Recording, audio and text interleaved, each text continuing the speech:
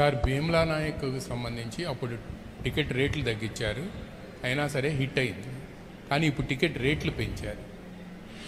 అంటే ఆ రోజు టికెట్లు రేట్లు తగ్గిస్తే నిరుత్సాహపడాల, ఈరోజు టికెట్ రేట్లు పెరిగితే కూడా ఆనందించట్ల. భగవంతుని ఏదిస్తే అది తీసుకోవడం అంతే తప్ప ఈరోజు గవర్నమెంట్ ఉంది కాబట్టి అంటే ప్రత్యేకించి పవన్ కళ్యాణ్ సినిమాకి ఇస్తే నేను ఖచ్చితంగా అది నేను ఆనందించేవాడిని కాదు.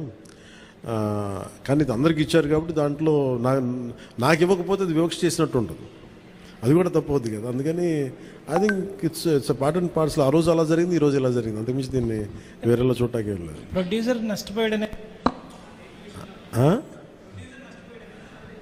దేనికి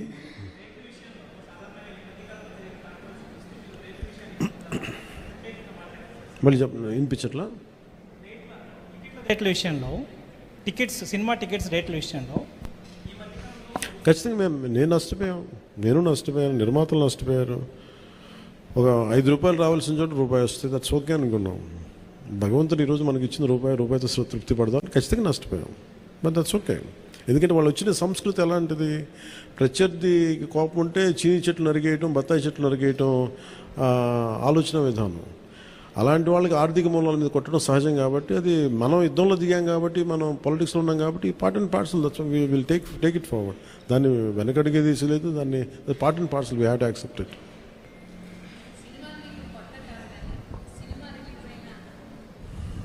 సినిమాలు మీకేం కొత్త కాదు, కానీ ఏ సినిమా రిలీజ్ అయినా అందరికీ కొంత నర్వస్నెస్ ఉంటుంది, మీకు కూడా ఉంటుందా? నాకు నిండా మునిగినోడు చలి అని చెప్పండి. కానీ బాధ్యత ఉంటుంది. అంటే సినిమా బాగుందంటే ఆనందిస్తాను, బాగలేదంటే ఓకే ఏం కరెక్ట్ చేయాలని ఆలోచిస్తాను, అంతే తప్ప. ఎందుకంటే ఎందుకు నాకు నర్వస్నెస్ ఉండదు అంటే చేసేటప్పుడు చాలా ఒళ్ళు దగ్గర పెట్టుకుని చేస్తాను. నేను సినిమా బాగలేదు అని కూడా ముందే చెప్తుంటారు, బాగలేదు ఇబ్బందులు ఉన్నాయి చూసుకోండి. అందువల్ల నాకు ఏంటంటే నాకు గిల్ట్ ఉండదు బేసిక్గా. ఇప్పుడు మెచ్యూరిటీ వచ్చి ఎప్పటి నుంచో మూవీస్ తీస్తున్నారు, ఇప్పుడు మీరు అలా అనుకుంటున్నారా? మొదటి నుంచి కూడా అలాగే ఉండేవాళ్ళ? దీనికి నేను సమాధానం చెప్పాను. మీరు కావాలని నా ఇంటర్వ్యూస్ చూసుకోండి, బిఆర్ రాజు గారితో ఉంటాయి. ఆ ఇంటర్వ్యూస్లో నేను ఇప్పుడు ఏం మాట్లాడినా అవే ఉంటాయి. అందుకని అందుకని ఉదాహరణకు తొలి ప్రేమ తీశాను. తొలి ప్రేమ షూటింగ్ చేసినప్పుడు సినిమా అయిపోయి రిలీజ్ అవుతుంటే నేను కూర్చొని అక్కడ ఒక్కనే కూర్చున్నాను. గబ్బర్ సింగ్ కూర్చున్నా కానీ నేను ఒక్కనే కూర్చున్నాను.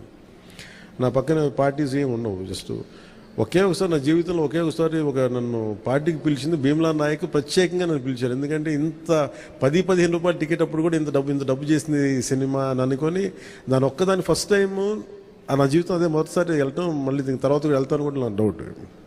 అవును, ఇంతకీ మీ ఎమ్మెల్యేలతో మూవీ చూసే ఆలోచన ఏమైనా ఉందా? మీ ఎమ్మెల్యేలతో ఎమ్మెల్యేలతో మూవీ చూసే ఆలోచన, ప్రపోజల్స్ ఏమైనా ఉన్నాయా? నేను ఎప్పుడు అట్లా ఆలోచించలేదండి. అసలు ఇప్పుడు చెప్తే ఇప్పుడు ఐడియా వచ్చింది, బాగానే ఉందనిపిస్తుంది. ఎందుకంటే అసెంబ్లీలో సగం మంది మీ ఫ్యాన్సే కదా. మేబీ మా ఎమ్మెల్యేస్ అందరికీ, మా కూటమి ఎమ్మెల్యేస్ అందరికీ ఖచ్చితంగా దీన్ని ప్రత్యేకమైన షో అయితే వేస్తే వాళ్ళు కోరుకుంటే ఖచ్చితంగా, అంటే నేను ప్రమోట్ చేసుకునే ఇబ్బంది ఉంటుంది కానీ ఖచ్చితంగా వాళ్ళందరూ అడిగితే మన హరిప్రసాద్ కానీ ఖచ్చితంగా I think will organise an exclusive screening for them. అందరికీ మనసులో ఉంది కానీ బయటకు అడగలేకపోతున్నారు. సో మీ ద్వారా వచ్చింది కూడా ఖచ్చితంగా నేను అడ్రస్ చేస్తాను. Thank you.